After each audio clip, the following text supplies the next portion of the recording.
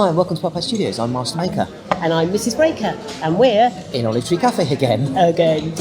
So here's a little update on the T1. Right, T1 electronics. Now, we've already focused it on the lower section. So in the lower section, the front control box contains speed controllers to move the track system around, speed controllers to drive the steering track at the rear.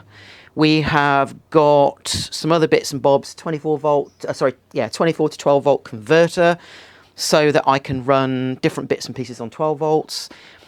Now, my original plan was to use a tether. The idea being that this will rotate. I'll get a good movement in that. I'll get, you know, almost 270, 300 degree movement. Remember, this isn't going to spin around like a droid's head. That just will look silly. There's too much mass to do that anyway. And the movement is going to be pegged back on the radio. So this is going to be literally tracking this kind of speed. This isn't going to be moving fast at all. My original plan, if you remember, I was talking about holes and slit rings. This didn't work anyway, but of course it occurred to me that I'm running a fair bit of current through. Now, in the past with droids, I've been running LEDs or signal wires through on these slit rings. Unfortunately, with running these actuators with the shoulders and this, I'm pumping through quite a lot of current, and the slip rings I've got simply couldn't deal with the current. So I've gone back to the tether system. Now, originally, I'd gone with these. Now, these are called Speak-On connectors. There's a version called PowerCon as well, which you can run power through, but I find these are great for running 12 volts through up to quite high ampage. So that engages on there, it locks in, which is nice, can't pull out. That simply provides my 12 volt feed from the lower section to this upper section. And then that 12 volt feed comes straight through to my fuse box, and my fuse box then distributes power to whatever I'm distributing power to. Now, I actually thought about 3 of these. This one for the power, and I thought, well, yeah, I'll use these for signal as well, signal from the servos and other bits and pieces, because I'm obviously controlling all of these actuators, the shoulders and this, via the radio receiver, which is in the lower section. So I've got to find a way to route this up.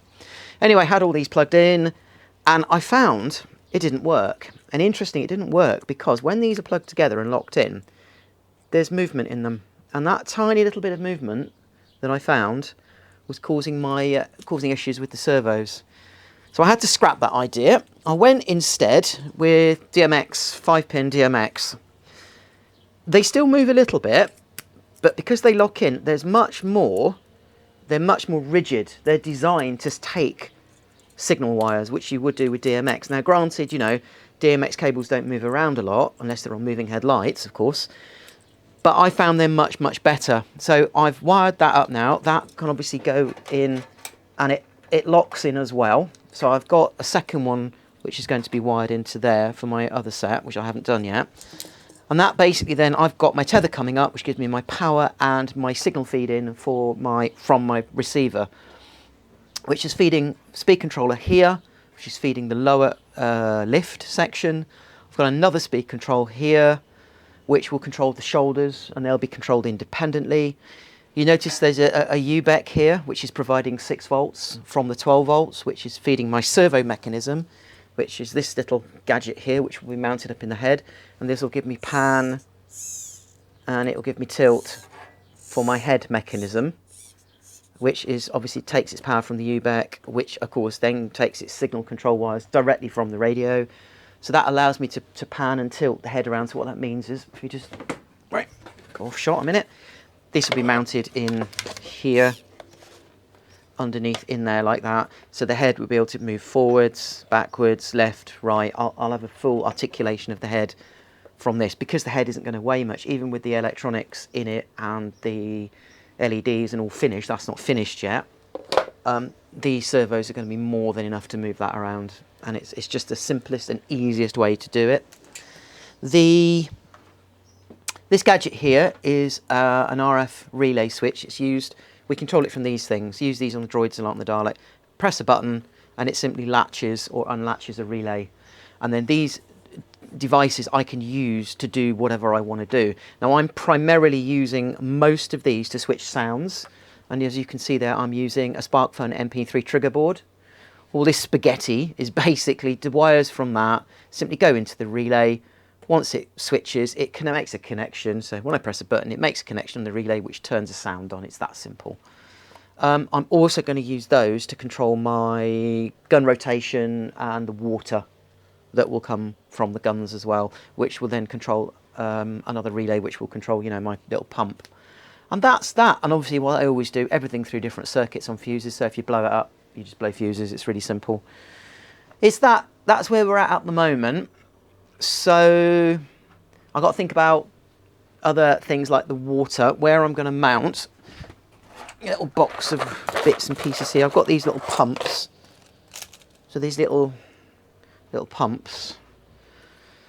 So I'm going to have to think about how I'm going to get water up through to the guns. And I don't want to be mounting these obviously above the electronics. These will probably be mounted low down in the base. And then I'm going to have to think about how I'm going to get power to them, and or I mount them really low down and pump the water up. I don't know yet exactly how I'm going to do that.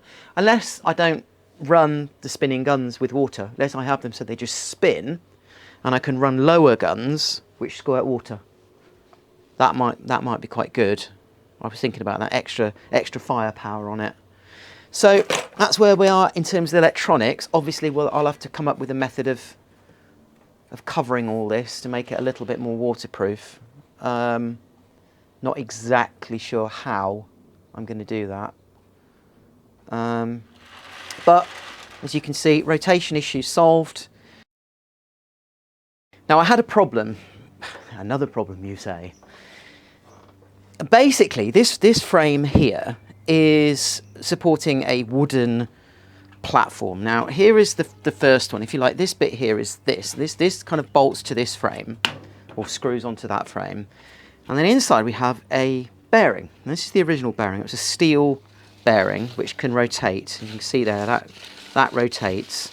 And then there's another piece that sits on top, which gives me my rotational bearing. And then this whole section, as you know, bolts then to that rotational bearing. The problem I was having was that this steel bearing, I don't know whether you can see there, but there's quite a lot of movement in the bearing. Now, I'm not mean rotational movement, obviously there's meant to be rotational movement, but this lateral movement, and you see there when I move it up and down. And what I was finding that was when this was set in here, when this was at its lowest position, when it was rotating, what I was finding was that the gap here was bigger than at the other side. So what was happening is this bearing, this steel bearing, was actually flexing. Now I've used these bearings before, but I've never really used them with this kind of weight on top. And that tolerance, that movement you can see there's a perfect example, look, there you go. That movement there was enough to cause this, I suppose, bending of the bearing. And of course what that was in effect doing was creating tight spots in the bearing.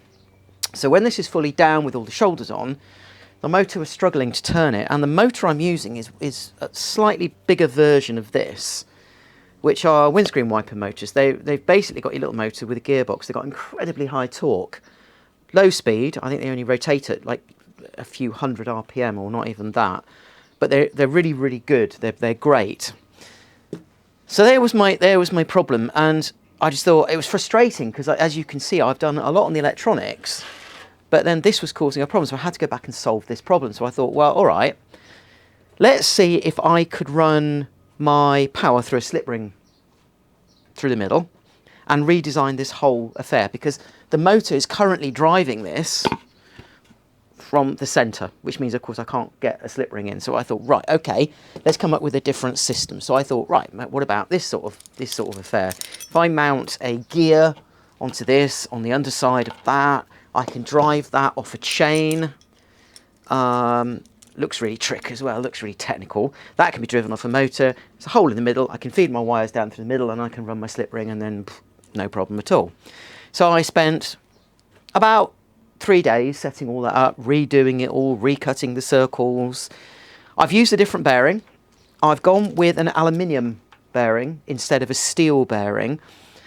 And I must admit, it is better. Even though the steel bearing can take much higher load, the aluminium bearing, the tolerances are much, much better. So I'm finding I don't get that movement anymore now. So regardless of the position here, this gap here stays exactly the same, which is perfect. Problem number 1 solved. Bearing is rotating, great. Put all this on, mounted all the motor on, decided to go with a different kind of motor. Went with a motors that I use, 150 watt, 24 volts. Same drive motors I used on the R2-D2s, the droids.